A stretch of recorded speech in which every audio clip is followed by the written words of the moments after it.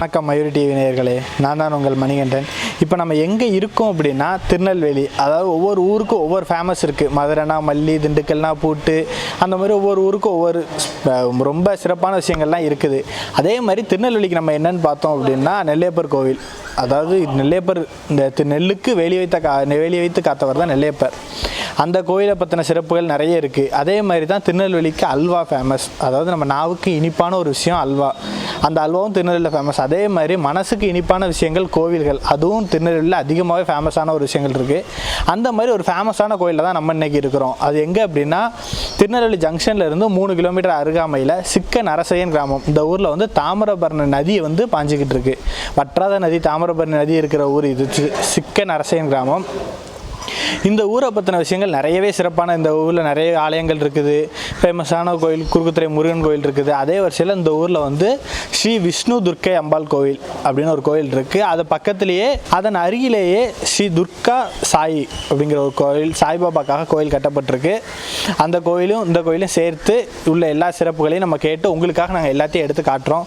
வாங்க போய் பார்க்கலாம். அந்த கோயிலில் வந்து எப்படி அப்படின்னா ஆறுமுகம் அப்படிங்கிறவங்க வந்து அவங்க தான் கடந்த 40 வருடமாக அந்த கோயிலோட நிர்வாகம் மற்றும் பூஜை எல்லாமே அவங்க தான் பார்த்துக்கிட்டு இருக்காங்க. இப்போ அவங்க வம்சவாரியாகவும் அவங்க பண்ணிக்கிட்டு இருக்காங்க. அதை அவங்க பையன் மாரியப்பன் போன்ற நிறைய பேர் வந்து அவங்க வம்சவாரியாகவே இப்போ பூஜையும் பண்ணிக்கிட்டு இருக்காங்க. அதை பற்றின எல்லா விஷயங்களையும் நம்ம உள்ளே போய் கேட்டு தெரிஞ்சுக்கலாம். வாங்க.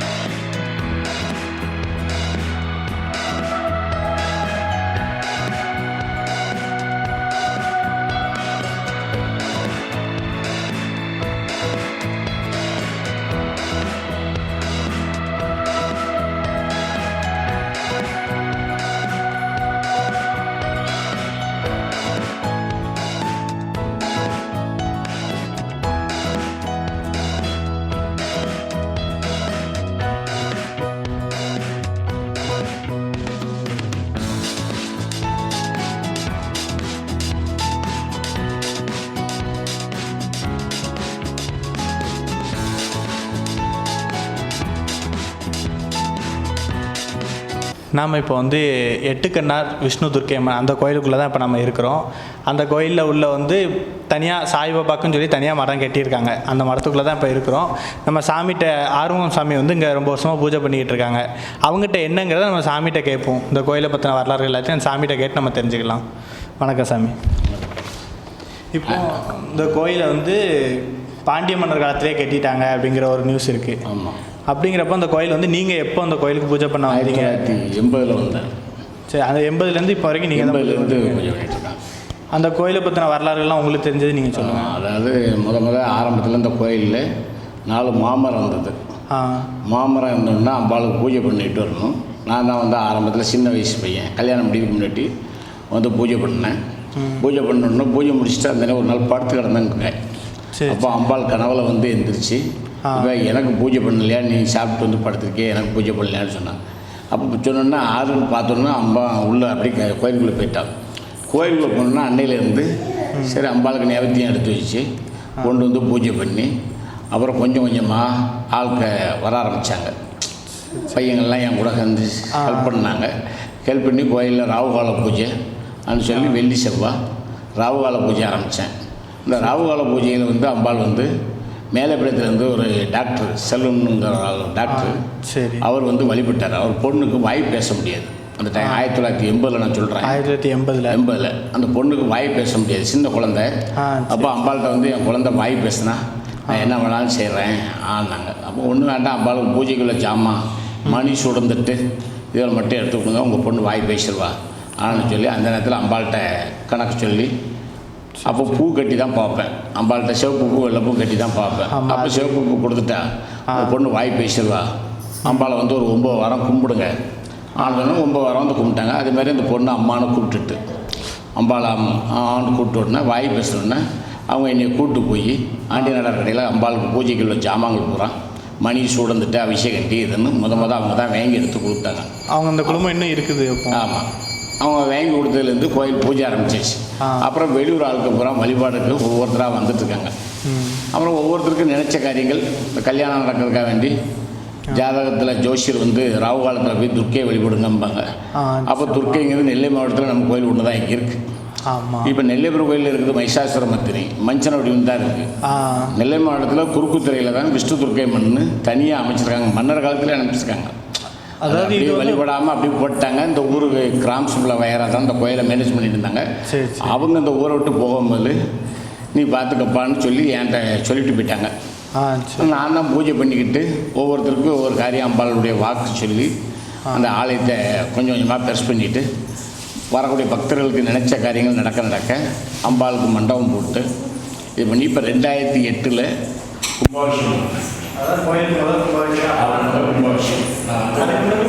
கும்பாபிஷேகம் பண்ணது தெரியாது. மன்னர் காலத்தில் பண்ணது நல்லாவே தெரியாது. மன்னர் காலத்தில் கோயில் இருக்குன்னு சொல்லுவாங்க. ஆனால் கோயில் வந்து யாரும் வழிபாடு பண்ண முடியாது. மண்டபமாக இருக்கும். கோயிலுக்கு யாரும் சாமி கும்பிட முடியாது. நான் வந்து தான் கோயிலை துப்புரம் பண்ணி அம்மாவுடைய இது வந்து நான் நாதஸ்வரம் படிக்கிறதுக்காக வந்திருந்தேன். அவங்க வந்தவர்கள் என்னுடைய குடும்பம் இந்த கோயில் பூஜை பண்ணிட்டு போகும்போது அப்படி வரவங்களுக்கு அம்மாவுக்கு மேலே பாம்பு ஏகப்பட்ட நட்டோ தனியாக அது இதுன்னு இருக்கும். அப்படி கொஞ்சமாக துப்புரம் பண்ணி அம்மாவுடைய ஆரோக்கியத்தை இது பண்ணி திருப்பிடித்து அம்மாவுக்கு பூஜை பண்ணிட்டு இருந்தேன். பூஜை பண்ண அம்பாள் வரக்கூடிய பக்தர்களுக்கு நினச்ச காரியங்கள் நடந்தது. அப்படி நடக்கிறவங்க எனக்கு அதுக்கப்புறம் ஒரு 6 வருஷம் கழிச்சோடனே 86 கல்யாணம் நடந்தது. அம்பாளுடைய அருளால் தான் எனக்கும் கல்யாணம் நான் தனிமையாக தான் வந்திருந்தேன். அப்புறம் அம்பாளுடைய அருளால் எனக்கும் கல்யாணம் நடந்தது. அப்புறம் குழந்தை பிறந்த பொண்ணு பிறந்தான் பிறக்கும் நீ அம்பாள் பேரை கொடுத்து அப்படின்னா அம்பாள் சேர்த்த கனவு சொன்னான். அதனால் குழந்தை பெண் குழந்தை பிறந்தாலும் துர்கான்னு பேர் விட்டேன், அம்மாவுடைய பேர் விட்டேன். அதில் எனக்கும் அம்பாவுடைய பேரில் நல்ல யோகத்துக்கு அம்மா அள்ளி கொடுத்தா வரக்கூடிய பக்தர்களுக்கு நினைச்ச காரியத்தை நடத்தி கொடுத்துருந்தா. அப்படி ஒவ்வொரு ஆலயமாக பிரதிஷ்டை பண்ணணும்னு அம்பாள்கிட்ட கேட்டேன். சரி எல்லா ஆலயமே நீ கும்பாபிஷேகம் வச்சுருப்பா, ஆனால் அவனுடைய உத்தரவு கொடுத்ததுனால வரக்கூடிய பக்தர்களுக்கு அப்புறம் ஒவ்வொரு பணியை சொன்னேன். நீங்கள் முருகன் சிலை அடிச்சுடுங்க, நீங்கள் ஐயப்பர் அடிச்சுடுங்க, நீங்கள் பெருமாள் அடிச்சுடுங்க, நீங்கள் சிவன் அடிச்சுடுங்க, நீங்கள் நவநகரத்தை அடிச்சுடுங்க. அப்படி ஒவ்வொரு பக்தர்கள்ட்ட ஒவ்வொரு பொறுப்பை சொன்னேன். ரூபாய் 2 ரூபாய் வாங்கி கொடுத்துருக்கேன் ஆன்னு சொல்லி ஆலயத்தை அப்படியே நடக்கணும். அப்புறம் ஒரு ஆள் வந்து மண்டபம் போட்டு அவங்க பொண்ணு கல்யாணம் பண்ணால் மண்டபம் போட்டுத்தாங்க. பொண்ணு அம்மாவுக்கு 9 வாரங்களுக்கு முன்னாடி தான் கல்யாணம் நடந்தாங்க. கல்யாணம் நடந்து அவங்க வந்து சீதாபதி பஸ்கமையிலேருந்து வந்து மண்டபம் போட்டு கொடுத்தாங்க. ஆரம்பத்தில் 90ல் இப்படியே ஒவ்வொருத்தரையாக ஒன்று சொல்ல கோயிலுடைய டெவலப் ரொம்ப இது பண்ணிடுச்சு. அதுக்கப்புறம் 2008 கும்பாபிஷேகம் பிரம்மாண்டமான முறையில் கும்பாபிஷேகம் 2008 நடத்தினேன்.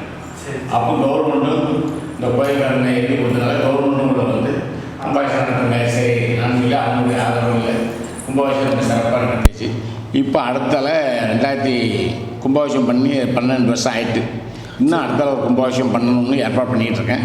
கொரோனா வந்ததுனால இந்த கும்பாபிஷேகம் கவர்மெண்ட்லேருந்து 6 நாள் முடிஞ்சதுக்கப்புறம் அடுத்த கும்பாபிஷேகம் முடிஞ்சோன்னா அடுத்த கும்பாபிஷேகம் பண்ணலாம்னு இருக்கேன். இதுக்கடையில் 2015 சாய்பாபா வைக்கணும்னு சொல்லி அப்போ பாபா ஒரு கனவுல போய் ஒரு ஆள்கிட்ட இந்த கோயில் தலைவர்கிட்ட போய் கனவுல போய் சொல்லியிருக்காரு. எப்பா அப்போ அவர் நடுவே பாபா நீங்கள் நாகர்கோவிலுக்கு வந்தீங்க, அப்புறம் கோயில்பட்டிக்கு வந்தீங்க, கல்லடைக்குறிச்சிக்கு வந்தீங்க, தென்காசிக்கு வந்தீங்க, திருநெல்வேலிக்கு மட்டும் ஏன் வர மாட்டேங்க பாபான்னு ஆனால் இவர் கும்பிட்டுருக்காரு. அப்போ திருநெல்வேலிக்காரங்க பூரா காரியக்காரங்கப்பா 6 கும்பிட்டு காரியம் முடிஞ்சோன்னு இப்படி விட்டுருவாங்கன்னா அவர்கிட்ட சொல்லியிருக்காரு. இல்லை நான் உங்களை மேலே விசுவாசமாக இருக்கேன் பாபான்னு. அப்போ நீனே அதை செலவு பண்ணு வையி நான் வர்றேன் ஆன்னு அவர்கிட்ட கனவுல சொல்லியிருக்காரு. அவர் உடனே கனவுல என்கிட்ட வந்து இப்படி பாபா சொல்லுதாருப்பா நம்ம கோயில்கிட்டே இடம் வாங்கி வச்சிடலாமா நாங்கள் குலதெய்வத்துக்கிட்ட வைக்கணும்னு எனக்கு ஆசையாக இருக்குது, அதனால் அங்கே வைக்கணும். அப்போ அம்பாள்கிட்ட உத்தரவு கேட்கணுன்ட்டு அம்பாள்கிட்ட போய் உத்தரவு கேட்டோம். அம்பாள் வைக்க சொல்லி உத்தரவு கொடுத்துட்டேன். அப்போ உத்தரவு என்ன உத்தரவுன்னா, பாபா எந்த பக்கத்தில் நான் வைக்க சொல்கிறேனோ அந்த பக்கத்தில் வையப்பண்ணு. அப்போ இங்கே ஒரு வேப்ப மரம் இருந்தது. அந்த வேப்ப மரத்துக்கிட்ட கருடம் சுற்றுவார், அதை போய் பாருங்கன்னு சொன்னேன். அதே மாதிரி அவர் வந்து இந்த பாபாவும் கருடம் சுற்றிக்கிட்டு இருந்தது. அந்த இந்த வேப்ப மரத்துக்கிட்ட பாபா வைக்கணும்னு முடிவு பண்ணி முதல்ல வந்த சாய்பாபா கோயில் 2015 முதல் ட்ரிப்பு அங்கே இருந்தது. பாபா வரமேலே அற்புதம் பண்ணிட்டு வர்றாரு. அது என்ன அற்புதம்னா, ட்ரெயினில் வர்றாரு. எங்கேருந்து பாம்பேலேருந்து பாபா ட்ரெயினில் வர்றாரு. வரும்போது ஈரோட்டில் இன்ஜின் பெட்டி மாறிடுமா, இது எனக்கு தெரியாது. நான் பாபா முன்னால் தான் வரான்னு சொல்லி லக்கேஜ் இறக்குறதுக்காக போய் நிற்கேன். இறக்கும்போது லக்கேஜ் இறக்கணும்னு நிற்கேன், பாபாவை பெட்டி இல்லை. அப்போ அவங்களுக்கு உடனே ஃபோன் அடிக்கேன், அந்த பாம்பேயில் ஏற்றி விட்டவங்களுக்கு ஃபோன், பாபா பெட்டி இல்லைன்னு. ஈரோட்டில் இன்ஜின் பெட்டி மாறி இருக்கும், நீங்கள் அங்கே பின்னாடி போய் பாருங்கன்னாங்க. அப்போ சிறக்குன்னு பின்னாடி ஓடி போகுதுக்குள்ள ட்ரெயின் கிளம்பக்கூடிய டைம் ஆகிட்டு. அப்போ டிடிஆர் சுதாரி பண்ண நிற்காது, நாகர்களுக்கு வண்டி போயிடும். நீங்கள் அங்கே வந்து இல்லை, பாபா முத வராரு, அவர் கண்டிஷனை நிப்பாட்டி காமிப்பாருன்னு. அது எப்படி நான் சொல்கிறேன், நீங்கள் எப்படி நிப்பாட்டுறேன்னு பாருங்க, பாபா அற்புதம் பண்ணுவார்னு ஒரு சவுண்டு கொடுத்தேன். அந்த நேரத்தில் பார்த்து உள்ள டிராஃபிக்கில் உள்ள வண்டிகள் இருந்த ஆளுக்கு செயினை பிடிச்சிக்கிட்டு இருக்காங்க. 5 நிமிஷம் வண்டி நின்றுட்டு அந்த நாங்கள் சிறப்பு பின்னால் பெட்டியை பார்த்து டக்குன்னு இறக்கிட்டோம். அது பெரிய பாபா அதிசயம் நடத்தினது. அந்த 5 நிமிஷம் அதிசயம் பண்ணிட்டு தான் வரும்போது அதிசயம் பண்ணி 5 நிமிஷம் நெல்லையில் ட்ரெயினை நிப்பாட்டி வச்சுட்டார். நிப்பாட்டி அவர் இறக்க வச்சுட்டார். இறக்கி வச்சதுக்கப்புறம் மறுநாள் காலையில் போய் ஆஃபீஸரெலாம் வந்ததுக்கப்புறம் கையெழுத்து போட்டு பெட்டியை வாங்கிட்டு அப்போ திரும்ப சொல்கிறார், பாபாட்ட கேட்க, பாபா உங்களை சிலையை ஓப்பன் பண்ணி கொண்டு போகணும். அப்புறம் நைட்டாக என்கிட்ட கனவுல வரார். பெட்டியை இறக்கி வச்சுட்டு வந்துட்டோம். 2 மணிக்கு பாபா வந்துட்டார். அப்போ இறக்கி வச்சுட்டு அடுத்தால நைட்டில் கனவுல வராரு. எப்போ நீ மேலே தளத்தோட ஊர்வலத்தோட கொண்டு வா ஆன்னு வந்து சொல்கிறார். அப்போ நான் பெர்மிஷன் வாங்கலையே பாபான்னேன். நீ போப்பா, நான் முன்ன நிற்கேன் ஆன்ட்டார். அப்போ ஸ்டேஷனில் போய் எஸ்ஐட்டு போய், சார் பாபா குறுக்கு திரைக்கு வர்றாரு, அதனால் மேலே தளத்தோட போனேன். இது பாபா வராருங்க, அது ரவுடி ஏரியா, நீங்கள் அந்த ஏரியாவுக்கு பாபா கொண்டு வைக்கிறீங்க. இல்லை, பாபா அந்த ஏரியாவில் வந்து எல்லாம் திருத்தத்துக்கு தான் வராரு. அவ்வளோ பேர் திருத்த போகிறாருன்னு அந்த ஊரவே திருத்தி எல்லா மக்களையும் இது பண்ணதுக்கு தான் அவர் வராரு. சரி, எந்த பிரச்சனையும் இல்லாமல் போனோம். சரி, ஒரு பிரச்சனை இருக்காது சார்ண்ணே. சரி, மேலே அடித்து அதெல்லாம் பண்ணணும். மேலத்தை போக்கில் வாய்ச்சி அப்படி கொண்டு வரணும். அப்போ பாபா வந்து இறங்கின அன்றைக்கி இங்கே ட்ரெயின்லேருந்து பாபா ஓப்பன் பண்ணி வரோம். அன்றைக்கி மினிஸ்டர் வேறு நாகர்கோவில் பிரதமருக்கு ஆரவாரான்னு சொல்லி, முன்னால் உள்ள பிரதமர் ஆரவாரான்னு சொல்லி, நீங்கள் டக்குன்னு ஊர்வலமாக போகக்கூடாது, இந்த பாதையாக போயிருங்கன்ட்டாங்க. சரின்ட்டு நாங்கள் ரைட்டுன்னு பாபா அப்படி கொண்டு வந்து நேராக கொண்டு வந்து இறக்கிடுச்சு. இறக்கணுன்னு மறுநாள் கும்பாபிஷேகம். யாருக்கும் தகவல் கொடுக்க முடியாது. விநாயகர் சதுர்த்தி அன்னைக்கு பாபா கும்பாபிஷேகம். வருஷம் அப்போ விநாயகர் சதுர்த்தி. ஆமாம், சதுர்த்தி அன்னைக்கு வச்சுட்டோம். ஏன்னா இந்த வருஷம் நமக்கு தெரியாமல் போயிடக்கூடாதுன்னு விநாயகர் சதுர்த்தி அன்னைக்கு பாபாவை பிரதிஷ்டை பண்ணிட்டோம். அதாவது இந்த ஊரில் வந்து நிறைய சாமி இருக்கு. சாய்பாபா தவிர சாய்பாபாவுக்கு வருஷம் என்னைக்குன்னு தெரியணுங்கிறதுக்காக வேண்டி விநாயகர் சதுர்த்தி அன்னைக்கு வச்சுட்டோம். சரி. விநாயகர் சதுர்த்தி அன்னைக்கு பாபா வருஷம்னு சொல்லிட்டு அன்னைக்கு உடனே நோட்டீஸை ரயில்வே ஸ்டேஷனில் வச்சே கொடுத்துட்டோம். அடித்து வச்சுருக்கோம், டேட்டு போடல. கும்பாபிஷேக தேதி என்னைக்குன்னு தெரியும். ஏன்னா சில அங்கேருந்து வரணும்ல. அப்போ உடனே வந்தாச்சு. வந்தோடனே கும்பாபிஷேகம் உடனே வச்சு மக்களுக்கு தெரியப்படுத்தலை. அங்கே வச்சு கொடுத்துட்டு சிம்பிளாக அங்கே வச்சு ஐயரை வச்சு ஹோமம் பண்ணுறோம். ஹோமம் பண்ணோன்னே பாபா ஒரு அற்புதம் காமிக்கார். என்ன அற்புதம்னா, ஹோமகுண்டத்துலேருந்து ஒரு ஜோதி வருது. அந்த ஜோதி வந்தோடனே அப்படி பாபா பாத்தில் போய் நிற்கி. அப்போ டிவிக்காரங்க வந்து பேட்டி எடுக்குங்க. அப்போ அப்படி பாபா அற்புதம் காமிக்கிற அந்த ஜோதி போய் எடுங்கன்னேன். அவங்க ஜோதி போய் எடுத்தோன்னா அந்த ஜோதி மேலே கோபுரத்துக்கு மேலே போயிட்டு. அப்போ முடிஞ்சோடனே அப்போ இந்த ஜோதி வந்திருக்கே, இது என்ன அர்த்தம் என்ன ஏதுன்னு கேட்டாங்க. அப்போ நான் கும்பாபிஷேகம் பண்ணுறாங்களா சாமிகிட்ட கிளம்புப்பேன். அவர் எனக்கு இதை பற்றி ஒன்றும் தெரியாது, பாபா பற்றி. நீ தான் பாபா வழிபாடு பண்ணுற, நீனே பாபாட்ட கேட்டு சொல்லு. அதனால் அப்போ நான் தானே பாபாட்ட கேட்டேன், பாபா இப்படி ஜோதி வந்திருக்க பாபா என்ன அர்த்தம். மகாராஷ்டிராவில் வந்து கோதுமை விளையும். அங்கே சூரியனுடைய ஒளி இருந்தால் தான் கோதுமை விளையும். அதனால் நான் அந்த ரூபத்தில் உனக்கு வந்து காய்ச்சி கொடுப்பப்பா சொல்லிட்டார். வருஷம் ஒவ்வொரு கும்பாபிஷேகத்துக்கும் ஒவ்வொரு அற்புதங்கள் கொடுக்காரு. ஒரு வருஷம் ஜோதியா வந்தார். ஒரு வருஷம் நிலா மாதிரி வந்து ஹோமகுண்டத்தில் பண்ணிட்டு இருக்கும்போது பாபாவுடைய செவரு, இந்த காம்பவுண்ட் செவத்தில் நிலா மாதிரி நிற்கார். எல்லாரும் அதை பார்த்தாங்க, ஃபோட்டோ வீடியோலையும் எடுத்துட்டாங்க. மறு வருஷம் 3ஆவது வருஷம் கும்பாபிஷேகத்தில் அட்னகால் போட்டு உட்காந்துருக்கார். அதெல்லாம் நான் அந்த புஸ்தகத்தில் வச்சுருக்கேன். எல்லாமே ஃபோட்டோ எடுத்து 3 வருஷம் நடந்தது நிகழ்ச்சி அப்படி எடுத்து வச்சுருக்கேன். சரி, அவங்கள்ட்ட காட்டிடுங்க. அதுக்கு அப்புறம் 4ஆவது வருஷம் பால் குடம் நம்ம டவுன்லேருந்து வருது. பால் குடம் வரும்போது இந்த பால் குடத்தில் ஒரு அம்மா ரொம்ப தவங்கி கொண்டு வந்துட்டுருக்காங்க. அந்த அம்மாட்ட போய் பாபா வயசான அலையம்மா குடத்தை வேணா என்கிட்ட தரையம்மா, நீ கொஞ்சம் இதாக வாம்மா, தாத்தா நீங்கள் இவ்வளோ வயசு காலத்தில் எப்படி என்கிட்ட குடத்தை கேட்கலாம், இல்லைம்மா நான் கொஞ்சம் கொண்டு வரம்மான்னு. அப்போ அந்த அம்மா பால் குடத்தை அவள்கிட்ட கொடுத்துருக்காங்க. கொஞ்சம் தூரம் அரணி தியேட்டர்லேருந்து எஸ்கிமன் கோயில் வரதுக்குள்ளே அந்த பால் குடத்தை வாங்கிட்டு அந்த அம்மாட்ட கொடுத்துட்டு மறைஞ்சிட்டார். அப்போ அந்த அம்மா இங்கே வந்ததுக்கப்புறம் ஒரு தாத்தா என்கிட்ட பால் குடம் வாங்கினாங்களா, அவங்க காங்கலேன்னு தேடுறாங்க. இப்போ தாத்தாலாம் இல்லை, பாபா தான் வந்து உங்களுக்கு காய்ச்சி கொடுத்துருக்காரு. சரி சரி. ஆனால் அவங்களுக்கு அதுக்கப்புறம் பாபா இந்த மாதிரி அற்புதம் இருந்ததுன்னா அவங்க வீட்டில் ஏகப்பட்ட காரியங்கள் பாபா நினச்சது பூரா முடிச்சு கொடுத்துட்டாரு. பேட்டையிலேருந்து வந்தவங்க ஏகப்பட்ட காரியம் முடிச்சு கொடுத்துட்டாரு அவங்க. அப்படி பல அற்புதங்களும் ஒவ்வொருத்தருக்கும் இங்கே வரவங்களுக்கு அவர் மேலே நம்பிக்கை வைக்கணும், பொறுமை, இந்த ரெண்டும் தான் சொல்கிறார், வேறு ஒன்றுமே சொல்லலை. நம்பிக்கை, பொறுமை. எவ்வளோ பிரச்சனாலும் எனக்கு சொல்லுது, நான் முடிச்சு தரேன்ப்பா. பாபாவுடைய சீரடியில் எந்த மாதிரி இருக்காரோ அதே ஒரு அம்சத்தில் இருக்காரு. இங்கே வந்து கோயில் வந்து பக்தர்களுக்காக கட்டியிருக்கு. ஆமாம், இங்கே வர்றப்போவுமே வர பக்தர்களுக்கு நினைச்ச காரியம் நடக்கிறதுக்காக வேண்டி அவர் இன்றும் அவர் பாபா அவர் ரூபத்தில் செஞ்சு அவர் இன்னும் இங்கே உயிரோடு இருக்கார். அந்த கோயிலை கட்டி கொடுத்து இப்போ வர முடியாத சூழ்நிலை, நடக்க முடியாது. அதனால் நீங்கள் ட்ரஸ்ட்டை அமைச்சு நீங்கள் பார்த்துட்டுதான் சொல்லி எங்கள்கிட்ட ஒப்படைச்சிட்டாரு.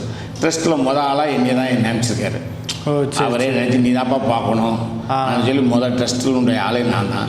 அதுக்கப்புறம் எனக்கு கீழே ஒரு 4 பேரை ஏற்பாடு பண்ணி மொத்தத்தில் 5 பேர் இருந்து ட்ரஸ்ட்டை ஃபார்ம் பண்ணுங்கன்னு சொல்லி ரிஜிஸ்டர்லாம் பண்ணி அதுலேருந்து பாபாவுடைய வரசெல்லாம் வந்து இப்போ பாபாவுக்கு ஏடிஜி ஆர்டர் வேறு வந்துட்டு கவர்மெண்ட்லேருந்து வருமான வரி விலக்குதல், பாபாவுக்கு டொனேஷன் கொடுத்தா டேக்ஸ் கட்ட வேண்டாம், அந்த மாதிரி ஒரு ஆர்டர் வந்திருக்கு. அது வந்த டைமில் நம்மளுக்கு கொரோனா வந்துட்டு அதனால் யாரும் பார்க்க முடியல. இல்லாட்டா இதுக்குள்ளே அன்னதானத்தை மண்டபம் கட்டணும்னு ஏற்பாடு பண்ணியிருந்தேன். அது விரைவில் பாபா கட்டுவாருங்கிற நம்பிக்கை எனக்கு இருக்குது. பக்தர்கள் வர வர எல்லா காரியம் முடிஞ்சோடனே விரைவில் அன்னதான மண்டபத்தை கட்டி அதில் உட்கார வச்சு சாப்பாடு பண்ணணும்னு பாபாட்ட வேண்டுதல் வச்சுருக்கேன். இந்த மண்டபத்தை கட்டுறதுக்கும் அதேமாரி பாபாவோட தியான மண்டபம் கட்டணும்னு நினச்சி ஆசைப்பட்டேன். அப்போ பாபா வந்து கனவுல சொன்னார், கீழே தான் ஒரு ரொம்ப. இந்த மண்டபத்தை கட்டுறதுக்கு யார்? பக்தர்கள் தான், எல்லாமே பக்தர்களுடைய சார்பாக ஒவ்வொருத்தரும் ஒவ்வொன்று சொன்னேன். அவங்களுக்கு நடக்க ஒவ்வொரு இப்போ வராங்க ஒரு பக்தர் எனக்கு கல்யாணம் நடக்கணும்பாங்க. சரி கல்யாணம் முடிச்சா பாபாவுக்கு என்ன மாதிரி செய்வீங்கன்னு நீங்கள் என்ன சொல்கிறாலும் செய்கிறாங்க. 50 மூடை சிம்டை வாங்கிவிடு, 25 மூடை சிம்டை வாங்கிவிடு, ஒரு ஆள்கிட்ட கம்பியை வாங்கிவிடு, இப்படி ஒவ்வொருத்தர்கிட்ட ஒவ்வொன்று 6 பேருமே வைக்கலை. டொனேஷனாக வாங்காமல் பொருளாக வாங்கினேன். பொருளாகவே வாங்கி இந்த தியானம் பண்ணுறது அருமையான. அப்புறம் ஒரு ஆள் எனக்கு குழந்தை வேணும்னாரு. சரி குழந்தை பிறந்தா என்ன செய்வீங்கன்னு பாபா ஏசி கேட்காரு, ஏசி மாட்டுவீங்களான்னு அந்த ஏசி வச்சுருக்காரு. அவருக்கு குழந்தை பிறந்து இப்போ 4 வருஷம் ஆச்சு. சரி சரி. பாபாவுக்கு ஏசி இல்லை, இப்போ பாபா பக்தர்கள் ஏசியில் இருப்பாங்க, பாபாவும் ஏசியில் இருப்பாங்க. அவரை தியானம் பண்ணக்கூடிய நேரத்தில் நமக்கு எந்த இதுவும் இருக்கக்கூடாது. தியான மண்டபத்தில் ஏசி, தியான மண்டபத்தில் பாபாவுக்கு ஏசியில் வைக்கணும்னு நான் ஆசைப்பட்டேன். பாபா அதுக்கு ஒரு ஆளை கொண்டு வரனாரு, அதே மாதிரி கொண்டு வந்தார். அவருக்கு அந்த குழந்தை பாக்கியம் கிடைச்ச உடனே அவரும் பேட்டையில் தான் இருக்கார், கொடிஷனரில் இருக்கார். அதெல்லாம் ஏகப்பட்ட அற்புதம் நடத்திருக்காரு. அதுக்கு பூராமே என்கிட்ட அவங்க 6 இங்கே வந்து என்னென்ன நடந்ததுன்னு டைரியை போட்டு வச்சுருக்கேன். சரி, நான் அது ஒரு புக்கே வெளியிடணும்னு வச்சுட்ருக்கேன். இந்த மண்டபம் அன்னதான மண்டபம் கட்டி முடிஞ்சோடனே நம்ம கோயிலுக்கு வந்தோடனே பாபாவுக்கு 6 என்ன காரியம் நடந்தது அட்ரஸ் பூரமாக வாங்கி வச்சுருக்கேன். ஓ சரி சரி. அப்படி சில அற்புதங்கள் நடத்திட்டு இருக்காரு. இப்போது நம்ம துர்க்கியம்மன் கோயிலில் வந்து துர்க்கியம்மனை தாண்டி நிறைய தெய்வங்கள் உள்ளே இருக்குது. ஆமாம். அதாவது இப்போ நம்ம வெளியே ஒவ்வொரு இடத்துக்கும் ஒவ்வொரு தெய்வத்தை வேண்டி போகாமல் ஒரே இடத்துல நமக்கு துர்க்கியம்மன்கிற கோயிலே எல்லா சாமியும் இருக்குது. அது என்னென்ன சாமிகள் இருக்குது அப்படிங்கிற மட்டும் எங்களுக்கு அது விநாயகர் ஒன்று பிரதிஷ்டை பண்ணேன். 4 பையங்களுக்கு 4 பேருக்கு ஒரு காரியம் நடந்தது. விநாயகரை பிள்ளையார்பட்டி கற்பக விநாயகரை வைக்கணும்னு ஒரு ஆசைப்பட்டேன். அதனால் கற்பக விநாயகரை வச்சேன். அப்புறம் முருகன் சன்னதி வைக்கணும்னு ஆசைப்பட்டேன். அம்பாள் பக்கத்தில் வலது பக்கமும் இடது பக்கமும் விநாயகரும் முருகனும் வைக்கணும்னு சொல்லி ஆகம முறைப்படி முருகன் வள்ளி தெய்வானோட அங்கே இது பண்ணேன். அப்புறம் பெருமாளும் சிவனையும் வைக்கணும்னு ஆசைப்பட்டேன். சரி சரி. அதனால் பெருமாளுடைய சன்னதியை வச்சு சிவனுடைய சன்னதி வச்சேன். அப்புறம் ஒரு ஆளுக்கு ஒரு காரியம் நடந்தது மெட்ராஸில் உள்ளவங்களுக்கு, நவகிரகத்தை பிரதிஷ்டை பண்ணுங்கன்னு சொன்னேன். சரி. அதனால் அவங்க நவகிரகத்தை பிரதிஷ்டை பண்ணி கொடுத்தாங்க. இப்படி ஒவ்வொரு பக்தர்களுக்கும் ஒவ்வொரு காரியங்கள் அம்பாளுடைய கிருபையை நடத்தி கொடுக்க எல்லா இதுவும் சாமிகளையும் இங்கே வச்சு நம்ம இங்கேனே வழிபாடு பண்ணணும். நம்மளும் வெளியே போய் சாமி கும்பிடணும். எல்லா சாமியும் நம்ம இங்கே கும்பிடணும். வரக்கூடியவங்களும் அனைத்து சாமியும் இங்கே கும்பிடணும். இங்கே கும்பிட்டா அவங்களுக்கு எல்லா காரியமும் நடக்கணும். ஆமாம். நவக்கிரகத்தை வச்சா 9 கிரகத்தினுடைய இது வழிபாடுகள் இங்கேயே வழிபாடு பண்ணிடலாம். நவக்கிரக நாயகி அம்பாள் தான். அதனால் அம்பாளை கும்பிட்டாலே நவகிரகத்தினுடைய இது ஆகிடும். நவகிரகத்தையும் தனியாக ஈசானத்தில் வைக்கணும்னு சொல்லி அம்பாளோட உத்தரவு கொடுத்துருந்தேன். அதையும் ஈசானத்தில் பிரதிஷ்டை பண்ணேன். ஒரு கருப்பசாமி இங்கே இருக்குது, காவல் தெய்வம் ஆதியிலேருந்தே இருக்குது. சங்கிலிபுரத்தாரும் அம்பாள் காவல் இருக்குது, அவங்களும் காவல் தெய்வம். அது காவல் தெய்வம் தான். இந்த 2 பேரும் காவல் தெய்வம் தான். மித்த தெய்வங்கள்லாம் நான் இப்போ அம்பாளுடைய உத்தரவு வாங்கி இதெல்லாம் வச்சு 2008 கும்பாபிஷேகம் பிரமாதமாக வந்து கொடுத்தார். அதுலேயும் அம்பாளுடைய அற்புதங்கள் ஏகப்பட்ட அற்புதங்கள் நடந்து கும்பாபிஷேகம் பிரமாண்டமான முறையில் நடத்தி கொடுத்தேன். நான் அடுத்தால ஒரு கும்பாபிஷேகம் நடத்துறதுக்கு அம்பாள்கிட்ட வேண்டியிருக்கேன். செய்யறதுக்கு ஆள் ரெடியாக இருக்காங்க. கொரோனா முடிஞ்ச உடனே பணியை தொடங்கணும். கவர்மெண்ட்லேருந்து ஆர்டரும் வந்துடுச்சு, பண்ணி தரலான்னு இருக்காங்க. இந்த கொரோனா முடியட்டுன்னு இருக்காங்க. அது வந்தோடனே கவர்மெண்ட்லேருந்து ஆர்டர் வந்தோடனே கும்பாபிஷேகம் பண்ணி ஆரம்பிக்கிறோம். இப்போ அதிகபட்சமாக வந்து எனக்கு பிள்ளை இல்லை, அதாவது எனக்கு கல்யாணம் நடக்க மாட்டேங்குது, இந்த மாதிரியான விஷயங்களுக்கு மட்டும்தான் அதிகமாக இப்போ கோயில் குளம் எல்லாரும் அதை பண்ணுறாங்க. அப்படிங்கிறப்ப இந்த கோயிலுக்கு வந்தால் எந்த தெய்வத்தை நம்ம வணங்கணும்? எனக்கு கல்யாணம் நடக்கணும் அப்படின்னா நான் எந்த தெய்வத்தை வணங்கணும்? எனக்கு பிள்ளை வேணும் அப்படிங்கிற ஒரு வரத்துக்கு நான் எந்த தெய்வத்தை வணங்கணும்? இங்கே அதுக்கு தான் எல்லா சாமியும் இங்கே வச்சுருக்கேன். வழிபாடு அந்தந்த இதை பார்க்கும்போது அவங்களுக்கு எந்தெந்த கிரகம் நடக்கு. இப்போ விநாயகரை கும்பிட்டா பிள்ளைகள் படிப்புக்கு சங்கடகர சதுர்த்தி பூஜை பண்ணுறேன். சரி. அதனால் சங்கடகர சதுர்த்தியில் பிள்ளை விநாயகர் பூஜை. முருகனை வந்து செவ்வாய் தோஷம் இருக்கவங்களுக்கு முருகனை வழிபடுங்க, உங்களுக்கு அந்த செவ்வாய் தோஷம் நிவர்த்தி ஆயிரும். அம்பாளுக்கு செவ்வாய்க்கு அதிபதி அம்பாளும் உண்டு, முருகன் உண்டு. அதனால் இங்கே அனைத்து சாமியும் எதுக்கு வச்சுருக்கோம்னா அம்பாளுடைய ஆட்சியில் எல்லா தெய்வங்களும் இங்கே இருக்குது. அதனால் எந்த தெய்வத்தை கும்பிட்டாலும் அந்தந்த வழிபாடுகளுக்கு இங்கே வந்தால் நம்மளுக்கு எந்த காரியம்னாலும் நடந்துடும். வெளியே எங்கேயுமே போக வேண்டியதில்லை. அனைத்து தெய்வமும் இங்கே பிரதிஷ்டை பண்ணியிருக்கேன்.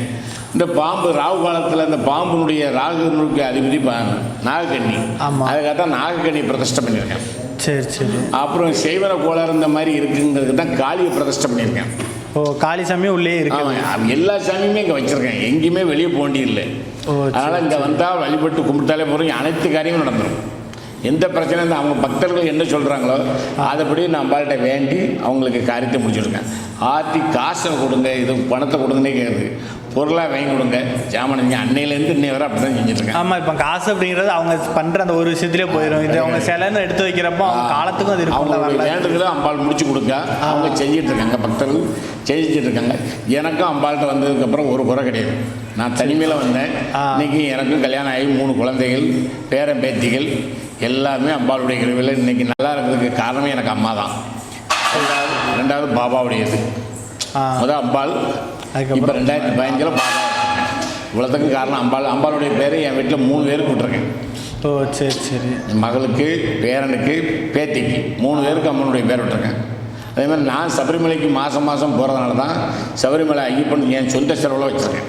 ஓ, சபரிமலை ஐயப்பனையும் கொண்டு ஐயப்பனையும் பிரதிஷ்டை பண்ணியிருக்கேன். நான் மாதம் மாதம் சபரிமலைக்கு போகிறதுனால இப்போ இந்த வருடம் போகக்கூடியது 41ஆவது வருஷம். அப்படிங்களா? 1980லேருந்து மாலை போட்டு போய்கிட்டு இருக்கேன். இந்த வருஷம் போகிறது 41 கன்னிசாமியை கூப்பிட்டு வரோம்னு வேண்டியிருக்கேன். ஐயப்பனுடைய கிருபையில் கொரோனா எல்லாம் முடிஞ்சிட்டுன்னு சொன்னால் 41 கன்னிசாமியை நம்ம கோயிலேருந்து கட்டி கூப்பிட்டு போகணும். இந்த வருஷம் கார்த்திகை மாதம் இப்போ மாலை போடலாம். உத்தரவு வந்துருச்சு. ஓகே, கிடச்சிச்சு. உத்தரவு கிடச்சி போடலாம், போட்டு சபரிமலைக்கு கூப்பிட்டு போகணுன்னு நினைச்சிருக்கேன். அது ஐயப்பன் நடத்தருவர். ஏன்னா ஐயப்பனுடைய பேரும் நான் வீட்டில் விட்டுருக்கேன். அப்படிங்களா? சரி. ஹரி நங்கியார்னு என் பொண்ணு பேருக்கு 3வது குழந்தை பிறக்கும். இன்னும் அதெல்லாம் ஐயப்பனும் தச்சுரமாக இருக்கார். அதனால் இங்கே எல்லா சாமியும் வச்சு வழிபாடுகள் இறைவனுடைய அருளாக நடந்துட்டு.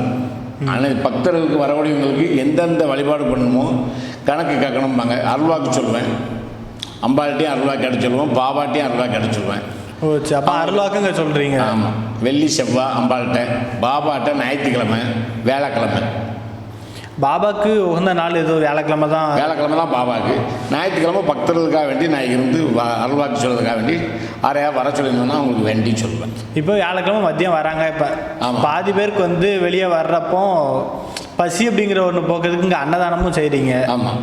அது எல்லா வியாழக்கிழமையும் அன்னதானம் நடக்குமாங்க? எல்லா வேலைக்கும் இந்த கொரோனா வந்ததுக்கப்புறம் நடத்தலை. ஓ சரி. அது முன்னாடி ஃபுல்லாக பசியார சாப்பிட்டுட்டு போகிற மாதிரியே அன்னதானம் பண்ணிட்டு இருந்தேன். சரி. சாப்பாடு பண்ணியே அனுப்பிச்சி வச்சேன். திருப்தியாக சாப்பிட போகிற மாதிரி தான் அன்னதானம் பண்ணுவேன். நான் பண்ணலை, எல்லாம் அவர் தான் பண்ணுறாரு. ஆமாம். அவர் தாராரு, அரிசி வருது, பலசர சாமான் வருது, எல்லாமே அவர் தான் தாராரு. தாரதான் நாங்கள் செஞ்சு கொடுக்கோம். நாங்கள் கைங்கிறீங்க எல்லாமே அவருடைய அற்புதத்தில் நடக்கு. நம்மளை ஒரு கருவியாக வச்சுருக்காரு. அதனால் அந்த கருவியாக இயங்கிட்டு இருக்கோம். அவ்வளோதான். அது என் கூட ட்ரஸ்ட்டில் ஒரு 4 பேர் இருக்காங்க. எல்லாருமே பாபாவுக்கு நல்லா உழைக்காங்க. உழைச்சி கோயிலுடைய விரைவில் அன்னதான மண்டபத்தை கட்டணும்னு பாபாவுடைய இதில் இது பண்ணியிருக்கோம். அது பாபா முடிச்சு கொடுப்பார் நம்பிக்கையில் இருந்துகிட்ருக்கோம். இந்த கொரோனா முடிஞ்சிட்டுன்னு சொன்னால் அந்த பணியை தொடங்கலாம்னு வச்சுருக்கோம். ஓ சரி சரி. இப்போ கோவிட்-19 அதாவது கொரோனா அப்படிங்கிற இது வந்து நிறைய பேர் மக்கள் நிறைய இருக்காங்க. படிப்பு பொறுத்தளவில் பணம் செல்வம் எல்லாத்துலேயுமே அவங்க தொழில்லையுமே நிறைய அவங்க பார்த்தது இழந்தது தான் அதிகமாக இருக்குது இந்த கோவிட்-19 டைமிங்கில். இந்த நேரத்தில் தெய்வங்கள்கிட்ட அவங்களுக்காக ஒன்று வேண்டிக்கோங்க நீங்கள். அதுக்காக வேண்டி பாபா கொரோனா குறையதுக்காக வேண்டி யாகங்கள் பண்ணிகிட்ருக்கேன். ஓ சரி. பாபாட்ட யாகம் பண்ணுறேன், அம்பாள்கிட்ட யாகம் பண்ணுறேன், கூட்டு பிரார்த்தனை பண்ணுறேன். இந்த ஆரத்தி முடிஞ்சோன்னா இப்போ பண்ணோம் இல்லையா? ஆமாம். இப்போ ஆரத்தி முடிஞ்சோடனே எல்லாருமே ஒரு 5 நிமிஷம் 2 நிமிஷம் பிரார்த்தனை பண்ணுறோம். கூட்டு பிரார்த்தனை பண்ணுறது. கூட்டு பிரார்த்தனை பண்ணுறோம். அதில் ஒவ்வொருத்தருக்கு யாருக்காவது உடம்பு சரியில்லைன்னா அப்புறம் ஒவ்வொருத்தருக்கு என்னென்ன பிரச்சனை எங்களுக்கு முன்னாடி சொல்லிட்டாங்கன்னா அவங்களோட கோரிக்கையை நாங்கள் மக்கள்கிட்ட சொல்லி எல்லாருமே கூட்டு பிரார்த்தனை பண்ணுங்கன்னு ஒரு 2 நிமிஷம் ஆரத்தி முடிஞ்சோன்னா எல்லாருமே பண்ணுவோம். அதில் ஏகப்பட்ட பேருக்கு ஏகப்பட்ட காரியம் நடக்கும். ஓ, அந்த கூட்டு பிரார்த்தனை மூலமாக நிறைய பேர் இருக்குது. இதுக்கு கூட்டு பிரார்த்தனைக்கு சில புக்கு அடித்து கொடுப்பேன். அவங்களுடைய கோரிக்கையை எழுதி கொண்டு வாங்க பாபாட்ட அப்படின்னு சொல்லி அதை நானும் எழுதி வச்சு பாபாட்ட பிரார்த்தனை பண்ணுவேன். நான் சும்மா இருக்க டைமில் தியானம் பண்ணக்கூடிய நேரத்தில் இன்னும் ஊர்லேருந்து வந்திருக்காங்க, இந்த காரியமாக வந்திருக்காங்க, பாபா அதை முடிச்சு கொடுங்க அப்படின்னு சொல்லி அந்த இதை பாபாட்ட எடுத்து படித்து சொல்லிட்டு வச்சுருவேன். பாபா நடத்தி கொடுத்துருக்காரு, ஒவ்வொரு அற்புதங்களும் நடத்தி கொடுத்துருக்காரு. அதுக்கு பாபாவுக்கு பேரே துர்கா சாயின்னு இருக்குச்சுன்னா அம்பாளுடைய பக்கத்தில் வைக்கிறதுனால. ஓ சரி சரி. ஒரு 5 பேர் நினச்சாங்க, ட்ரஸ்ட்டில் இருக்கவங்க 5 பேர் நினச்சாங்க. எனக்கு மனசில் தோணுது அம்மா பேர் தோணுச்சு. பாபாவுக்கு நம்ம துர்கா சாயின்னு வைக்குமே, துர்கா சாயி நானும் வைக்குமேன்னு நான் பேர் வச்சு அந்த 5 சீட்டை எழுதி போட்டு அம்பாள்கிட்ட எடுத்தோம். அதெல்லாம் அம்பாளுடைய உத்தரவு கொடுத்ததுனால துர்கா சாயின்னு வந்தது. அதனால தான் பாபாவுக்கு துர்கா சாயின்னு தெரிஞ்சுக்கணும். எல்லாட பாபாவுக்கு ஒவ்வொரு இடத்துல ஒவ்வொரு பேர் வச்சுருக்காங்க. ஆமாம், அதிகபட்சமே நம்ம சாய்பாபா அப்படிங்கிறது தான். சாய்பாபா சிரடி சாய்பாபா தான். ஆமாம், சாய்பாபா சிரடி சாய்பாபா தான். ஆமாம். ஆனால் நம்ம பேர் ஒவ்வொரு இடத்துல ஒவ்வொரு ஞான சாயி, யோக சாயி, ஆனால் இப்படி ஒவ்வொரு இடத்துல ஒவ்வொரு பேர் வச்சுருக்காங்க. நம்ம ஊரில் நிலையில் வைக்கும் போது அம்பாள் கிட்ட வந்ததுனால அம்பாள் பக்கத்தில் இடம் வாங்கி அவருக்கு வச்சதுனால துர்கா சாயின்னு அதுக்கு தக்கன அம்மனுடைய உத்தரவும் கிடைச்சிது. சீட் எழுதி போட்டு கேட்டதில் 5 பேர் சீட்டில் நான் சொன்ன சீட்டு வந்துச்சு. அப்போ பூஜாரி சொன்ன சீட்டே வந்துட்டுலாம் அந்த பேரே வச்சிரும் ஆனால் முடிவு பண்ணிட்டாங்க ட்ரஸ்ட்லேருந்து. இப்போ நம்ம கோயிலில் இருக்கிற சாய்பாபா சிலை எங்கேருந்து செய்யப்பட்டு கொண்டு வந்தது? பாம்பேலேருந்து செய்ய. பாம்பேலேருந்து. சரி சரி. அந்த சிலை பாம்பேலேருந்து இருந்துச்சு. இந்த இவர் சாய் துவாரகாமாய் சாய் நாக்பூர்லேருந்து செஞ்சு கொடுத்தேன். ஓ சரி. இது தியான மடத்துக்குனே தனியாக இவர் துவாரகாமாயின்னு பேர். ஓ சரி சரி. அதனால் இவரை தியான மண்டத்துக்குன்னு தனியாக செஞ்சு கொடுத்தேன். இப்போது சத்யசாயும் பாபாவுடைய மறு அவதாரம்னு ஒன்று சத்யசாயும் வச்சேன். ஓ சத்யசாய். அவர் பாபா இறந்து 8 வருஷத்துக்கு அப்புறம் தான் அவரே பிறந்திருக்காரு. அப்படிங்களா? சத்யசாய் அது அவர்கிட்ட இந்த கோயில் தலைவர்கிட்ட கனவுல சொன்னதுனால அப்போ சத்யசாய் வைக்கணும்ப்பா, மறு அவதாரம் தான், பாபாவுடைய மறு அவதாரம் தான். சரி நீங்கள் நினச்சாச்சுன்னா வச்ச வேண்டியதானே ஐயான்னு உடனே சத்யசாய் அவர் சொந்த செலவில் 6 10 நிமிஷம் வாங்காமல் சொந்த செலவில் வச்சோன்னா அவங்க ஆட்சியர் பேர் அந்த சத்யசாய்கிட்ட அவங்க பேரை வச்சுருக்கேன். அந்த செலவு 6 10 நிமிஷம் செலவு பண்ணுறேன். அவருடைய சொந்த செலவு 10 லட்ச ரூபா சொந்த செலவு பண்ணியிருக்காரு. ஃபுல்லாக போட்டு சீட்டு கீட்டெலாம் எல்லாம் போட்டு எல்லாம் அவங்க 2 பேரும் ஆட்சியர் பேர் வச்சுருக்கேன். ஓ சரி சரி சரி. அதாவது இப்போ சாய்பாபா அப்படின்னா மற்ற தெய்வங்களை மாதிரி இல்லாமல் மனித உருவில் பிறந்து வளர்ந்த ஒரு தெய்வம் தான் சாய்பாபாங்கிறது. அந்த சாய்பாபாவோட உருவம் நம்ம கோயிலில் வச்சப்போ என்னென்ன சிறப்புகள்லாம் நமக்கு நடந்துச்சு தாண்டி தனியாக? பாபா சிவனும் நாணயங்கர், விஷ்ணுவும் நாணயங்கர், நீ அம்மனாக நினச்சனா அம்பாலாவும் வரங்கர், நீ என்ன ரூபத்தில் என்னை கும்பிடுதியோ அந்த ரூபத்தில் கஞ்சிருக்கேன். ஆனால் என்ன சொன்னால் உன்னுடைய குலதெய்வத்தை வழிபண்ணிட்டு என்கிட்ட வா. அதாவது அவங்கவுங்க குலதெய்வத்தை வணங்கிட்டு அதுக்கப்புறம் பாபா சொல்கிறது என்கிட்ட சொன்னது தான்.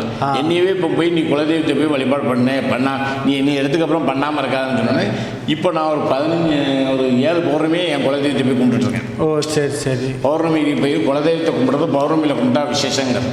ஓ பௌர்ணமி அப்படின்னா குலதெய்வத்தை போய் கும்பிட்றதுக்கு விசேஷம். எந்த தெய்வமாக சாஸ்தாவாக இருந்தாலும் சரி, சொல்கிற தேவமையாக இருந்தாலும் சரி, அம்மனாக இருந்தாலும் சரி, எதாக இருந்தாலும் சரி, பௌர்ணமியில் போய் நீ உன் குலதெய்வத்தை வழிபட்டு வா, அதுக்கப்புறம் பாரு உனக்கு. ஆனால் அப்போ பாப்பாட்ட ஒரு கோரிக்கை வச்சுருக்கேன். அதை வச்சு இப்போ நான் தாமரச்சில்லையில் எங்கள் குலதெய்வம் இருக்குது. அதனால் குலதெய்வத்தை பௌர்ணமி தூரம் போய் அங்கே அபிஷேகம் பண்ணி பூஜை பண்ணிட்டு வரேன். பாபாவுடைய உத்தரவால் போயிட்டுருக்கேன். போயிட்டு வரனால இப்போ எனக்கு கொஞ்சம் மாற்றங்கள் இருக்குது. ஓ சரி சரி. போயிட்டு வந்ததுக்கப்புறம் உங்களுக்கு எனக்கு கொஞ்சம் மாற்றம் இருக்குது. பாபா சொன்னதை அப்படி நான் செஞ்சதுக்கப்புறம் இப்போ எனக்கு கொஞ்சம் மாற்றம் ஏற்படுது. சரி சரி. அதாவது இப்போ சாய்பாபா அப்படின்னா நம்ம வியாழக்கிழமை வணங்குறது சிறப்பு அப்படின்னு சொல்லிட்டீங்க. சரி. அப்போ விஷ்ணு துர்க்கையை நம்ம எந்த தினத்தில் வணங்குறது நமக்கு சிறப்பாக இருக்கும்? விஷ்ணு துர்க்கை அம்பாவை டெய்லி கும்பிடலாம். அவளுக்கு டெய்லி ராவுகால பூஜை விசேஷம்.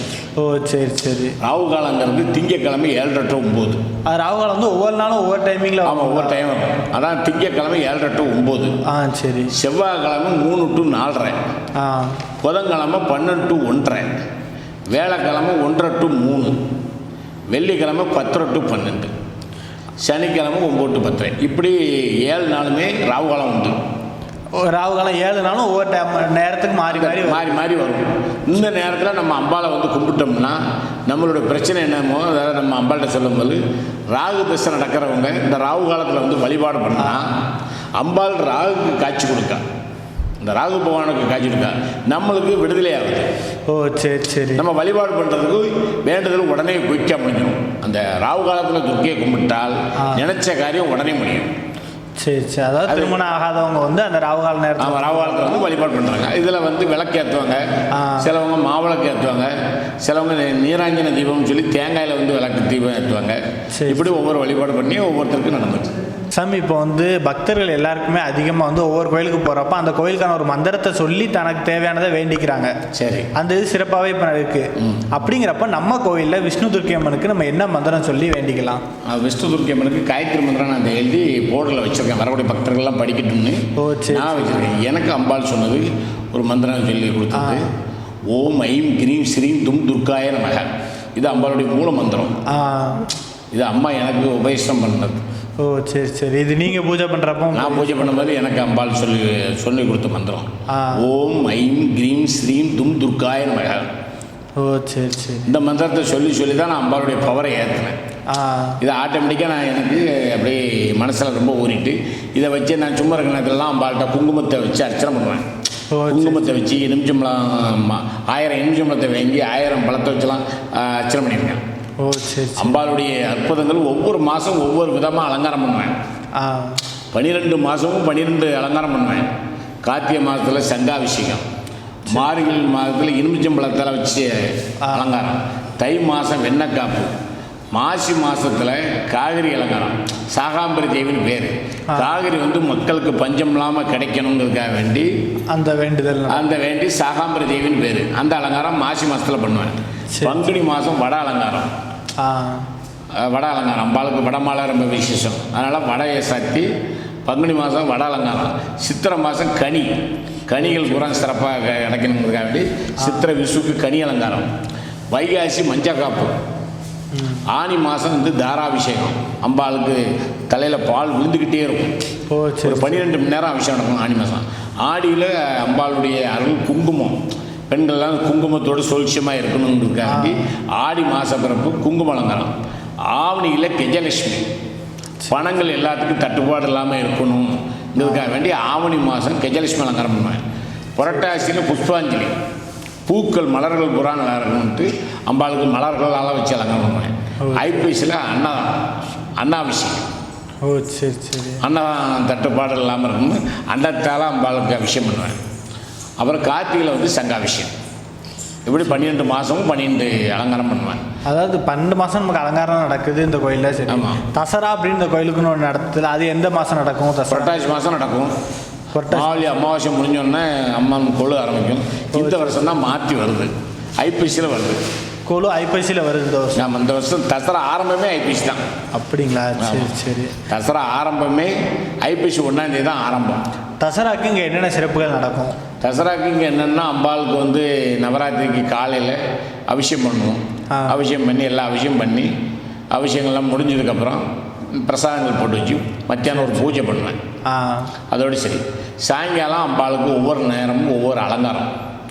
முதல் நாள் ராஜேஸ்வரி, 2ஆவது நாள் ஆண்டாள், 3ஆவது நாள் லட்சுமி, 4ஆவது நாள் சாரதாம்பாள், 5ஆவது நாள் மீனாட்சி, 6ஆவது நாள் காமாட்சி, 7ஆவது நாள் மூகாம்பிகை, 8ஆவது நாள் துர்க்கையாக பண்ணிடுவேன். 9ஆவது நாள் சரஸ்வதி ஆயிடுவா. 10ஆவது நாள் காளியாக ஆக்கிடுவேன். 11 வந்து இழுக்கங்குடி மாரியம்மன். 12 வந்து அம்மையப்பனாக காட்சி கொடுக்கும் மாதிரி. ஓ, அதாவது இந்த 12 நாள் வந்து நம்ம சிறப்பாக ஒவ்வொரு தெய்வத்துக்கான வழிபாடு இந்த 12 நாள் நடக்கும். நவராத்திரி நம்ம ஊரில் 12 நாள், எல்லா ஊர்லேயும் 10 நாள் தான். ஆமாம். இந்த ஊரில் மட்டும் 3 அம்மன் இருக்கிறதுனால இந்த ஆரம்பத்துலேருந்தே 12 தான் தசரா நடக்கும். அந்த 3 அம்மன் கோயிலையும் ஒன்றா தான் நடந்துச்சு. சரி. 3 அம்மனுக்கும் ஒன்று போல தான், செப்பரம்பும் ஒன்று போல தான் வரும். இந்த வருடம் உறுதி ஆகலை. கவர்மெண்ட்லேருந்து ஆர்டர் வரல இன்னும். ஆமாம், அந்த கோவிட்-19 அதனால் ஒன்றும் ஆர்டர் வரல. அதனால் இந்த வருஷம் தசராவை கவர்மெண்ட்லேருந்து ஆர்டர் வந்தால் பிரபலமாக நடத்துவோம், இல்லைன்னா கோயிலுக்குள்ளேயே சிம்பிளாக முடிச்சுடுவோம். அப்படி தான் சொல்லியிருக்காங்க கவர்மெண்ட்லேருந்து. கோயிலுக்குள்ளேயே அப்படின்னா கோயிலே சுற்றி இறக்குற மாதிரி, வெளியே சப்பரம் வராது. சரி சரி. ஆர்டர் கொடுத்துட்டாங்கன்னா வெளியே வரும், இல்லைன்னா கோயிலுக்குள்ளேயே அலங்காரம் பண்ணி பக்தர்கள் லைனில் வந்து சாமி கும்பிட்டு. சாமி, இப்போ துர்க்கியம்மனுக்கு மூல மந்திரங்கிறது நம்ம சொல்லிட்டோம். அதே மாதிரி சாய்பாபாக்குன்னு தனியாக மந்திரம் இருக்கும்ல? சாய்பாபாக்குன்னு மந்திரம் கிடையாது. மந்திரங்கிறது இல்லை, அவர் அப்பான்னு சொன்னாலே அன்போடு வந்துடுவார். சாயப்பான்னு சொன்னாலே போதும். தனி மந்திரம் சொல்லி நம்ம வேண்டிக்கிற வேண்டாம், மனசார வேண்டாலே நம்மள மாதிரி மனிதனாக இருந்து தான் அப்பான்னு சொன்னாலே, சாயப்பான்னு சொன்னாலே கூப்பிட்ட குரலுக்கு வந்துடுவார். ஓ சரி சரி. அவருக்கு மந்திரம் அவர் வந்து சொல்கிற பொறுமையோடு எரி, நம்பிக்கை. அவருடைய மூல மந்திரமே பொறுமை, நம்பிக்கை. இதைத்தான் சாயப்பா சொல்கிறார். பொறுமையோடு இருக்க சொல்லு, நம்பிக்கையாக இருக்க சொல்லு, நான் காரியம் முடிச்சு கொடுத்தேன். இதுதான் அவருடைய மூல மந்திரம். நம்பிக்கை, பொறுமை. நம்பிக்கையாக இருந்துக்கணும், பொறுமையோட கதை இருந்தாலே போகிறோம். சாயப்பா எவ்வளோ பெரிய காரியம்னாலும் அப்பான்னு கூப்பிட்ட குரலுக்கு வந்து என்னன்னு கேட்க. பாபாவுடைய இப்போ நடமாடும் இதில் என்னென்னா, சாயப்பாட்ட வந்து கும்பிட்டு போனவங்களுக்கு யாருக்கும் எந்த காரியமும் நடக்காமல் இருந்ததில்லை. ஓ சரி சரி. நம்ம இடத்தை பொறுத்தளவில் பாபா 9 வாரம் வந்து கும்பிடுதாங்கன்னா 9 வாரத்தில் காரியம் முடிச்சு கொடுத்துருவார். ஏதாவது இதே மாதிரி நடந்து ஏதாவது ஒரு விஷயம் உங்களுக்கு சொல்லியிருப்பாங்கல்ல, சாமி எனக்கு இந்த மாதிரி நான் நினச்சது நடந்திருக்கு, அந்த மாதிரி ஏதாவது ஒரு விஷயம் எங்களுக்காக சொல்லுங்கள். இப்போ 9 வாரம் வராங்க இல்லையா? ஆமாம். இப்போ என் பையனுக்கு வேலை இல்லைன்னு வராங்க. வேலை இல்லைன்னு வரணும்னா அப்போ நீங்கள் கவர்மெண்ட் வேலை எதிர்பார்க்கீங்களா, இல்லை வேறு எதுவும் கடைகளில் வேலை கிடைக்கணும்னு நினைக்கலான்னு? என்ன இப்போ எம்ப்ளாய்மெண்ட்டில் பஞ்சு வச்சுருக்கீங்களா, கவர்மெண்ட் வேலை வேணும்னா கேட்பேன். ஆமாம், பஞ்சு வச்சுருக்காங்க. அப்போ பாபா அது கிடைக்குமா அவங்களுக்கு? நீங்கள் சொன்னால் நான் சொல்லுவேன். அதனால் பாபாட்ட கேட்பேன். பாபா உத்தரவு கொடுத்தாருன்னா நான் சொல்லிடுவேன், கண்டிஷனாக கிடைக்கும். இல்லைன்னா வேறு ஏதாவது ஒரு வேலை கிடைக்கும், 9 வாரத்துக்குள்ள ஒன்று கிடைக்கும். பாபா கவர்மெண்ட் வேலை கிடைக்கும்னு சொன்னால் கவர்மெண்ட் வேலை கிடைக்கும்னு சொல்லிடுவேன். அவர் சொன்னது இன்ன வரையில் ஒரு நாள் பொய்யானது இல்லை. பாபா பொறுத்தவரை அந்த அருள்வாக்கு தினம் வந்து வியாழக்கிழமை, நீங்கள் பாபாவுக்கு பொறுத்தவரை வியாழக்கிழமை சொல்லுவீங்க. வியாழக்கிழமை சொல்லுவேன். ஞாயிற்றுக்கிழமை என்கிட்ட கேட்டுட்டு வரலாமான்னு கேட்பாங்க. அப்போ ஃபோன் பண்ணி கேட்டோன்னா வாங்க இந்த டயத்துக்கு வாங்கன்னு பாபாட்ட உட்காந்து கேட்டுச்சுருவோம். அதாவது எந்த தினத்தில் வந்தாலும் உங்கள்கிட்ட கேட்டோம் அப்படின்னா நம்ம உள்ளே வந்து கும்பிட்டுக்கலாம், வந்து கும்பிட்டு வச்சுருவோம். அந்த மாதிரி இதனோட பாபா சில அற்புதம் நடந்து போய் தான் இந்த மண்டபத்தை கட்ட முடியுது. ஓ சரி. தியான மண்டபத்தை பாபாவுடைய அற்புதத்தால் தான் கட்டுச்சு. அதுதான் அற்புத தியான மண்டபம்னு பேர் வச்சுருக்கேன். அப்படிங்களா? சரி சரி. எங்களுக்காக பார்க்குற நேயர்களுக்காகவும் இவ்வளோ விஷயம் நீங்கள் எங்களுக்காக உங்கள் கோயிலில், நம்ம கோயிலில் நடந்த எல்லா விஷயங்களையும் எங்களுக்காக ஷேர் பண்ணீங்க. அதுக்காக ரொம்ப நன்றி. பாபாவுடைய அருள், அம்பாளுடைய அருள், மயர் டிவி மேல் மேலும் பாபாட்டையும் அம்பாள்கிட்டையும் வேண்டிட்டு தான் நல்ல பெரிய பேராகிறதுக்கு பாபா பிரார்த்தனை பண்ணிடுறேன். நீங்கள் வந்து எடுத்துக்க எங்களுக்கு ரொம்ப நன்றி. கட்டாயமாக சார். சாய்ராம் சாய்ராம் சாய்ராம் துர்கா பரமேஸ்வரன்.